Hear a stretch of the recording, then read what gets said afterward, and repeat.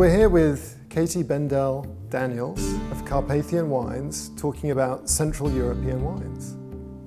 Katy, what is it that fuels your enthusiasm, your passion for these wines? Well, it's kind of a combination of culture, the love of history, and a trip that I took there 8 years ago, and the wines are fabulous. So we went there, we had some incredible experiences. We actually picked up a car in Vienna. We drove down to Slovenia, drove the whole length of Slovenia, down through the Istrian Peninsula where some fabulous wines are made, and all the way down to the southern tip of Croatia. But along the way, we came across castles. We started talking to the groundskeeper that's there, and we get a tour through the castle. And the next thing we know, they have a wine cellar, and we end up downstairs in their wine cellar drinking wine with them out of the cask.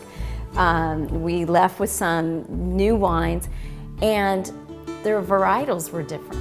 You know, I'm from California. I'm used to a California Chardonnay, usually a heavy oak to it, big Cab Sauvignons, and over there they had a Pinot Blanc, Chipon, which is a Slovenian dry ferment. They had Plavik Mali, which is this really bold red wine. The parent of the Zinfandel actually came from this region. So it just, started snowballing, and never expected to even start importing wine. It just became a time for me to change direction. So about 8 years after our first trip, just decided to import these wines and bring the culture from there that people don't know about. New varietals that we don't get to experience here just because our climate's different. You can't find a California style wine over there, and vice versa. So to bring this culture and these fabulous wines here, and then also open up the free market to these winemakers, because they've been in obscurity for a long time. So it's exciting, and for me, it's this mix of culture and history.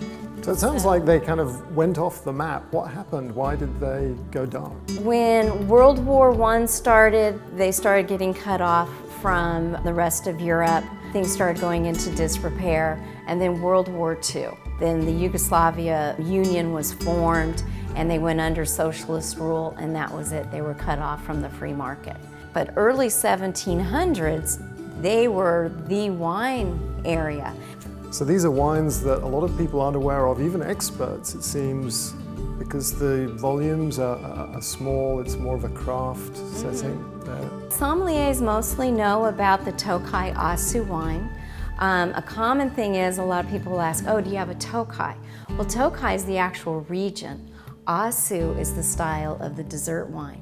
But also out of these regions, they have beautiful dry white wines. A lot of aromaticness to them, nice balance of fruit with acid. And so are the methods that are used in Central Europe, are they the same methods that we're familiar with?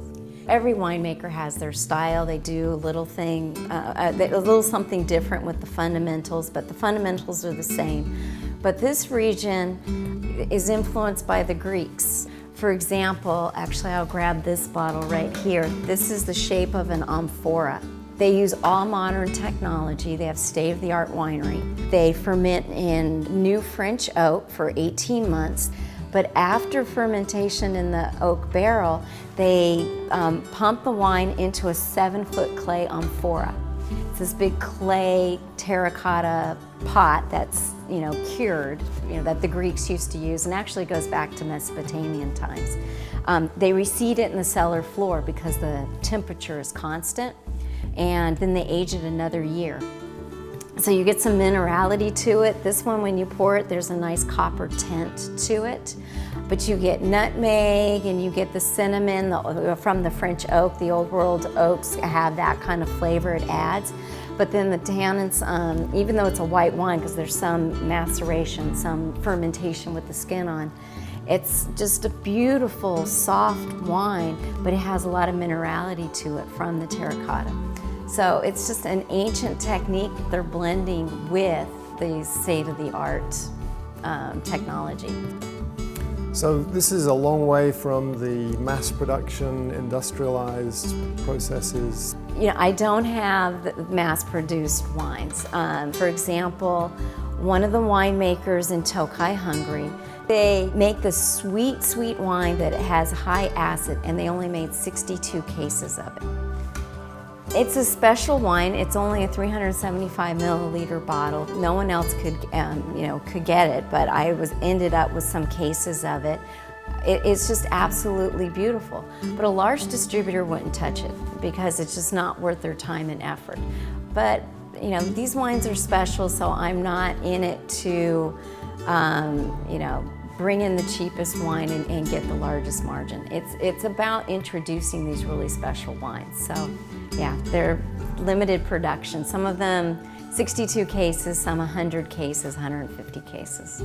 Katy, what would you say your goals are for this enterprise? What are you trying to achieve? To bring the culture from the old world and bring new varietals to American drinkers.